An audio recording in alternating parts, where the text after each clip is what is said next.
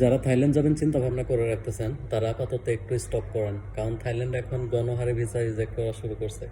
আপনি যেভাবে দাঁড়ান না কেন, আপনি যতই confirm ticket, confirm hotel booking বা কনফার্ম সব কিছু করেন না কেন, ওরা এখন আর ভিসা দেওয়া একদম কমাই দিছে। খুবই খুবই ভিসা দেওয়া কমাই দিছে।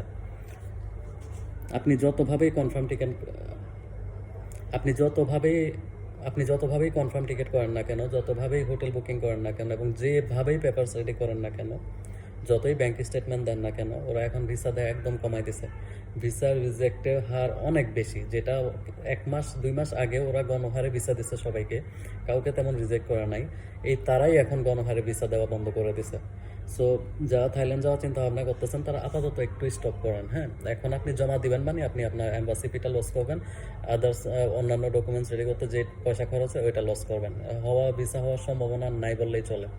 ওরা এখন ভিসা দিতেছে, কাদেরকে দিতেছে? যারা ফ্যামিলি, হ্যাঁ ফ্যামিলি ভিসাগুলো দিতেছে, 4-5 জন বা একটা গ্রুপ, এই ভিসাগুলো ওরা এখন দিতেছে টুকটাক। বাদ বাকি সিঙ্গেল যেগুলো দাঁড়াবেন এগুলো রিজেক্ট হওয়ার সম্ভাবনা 99%।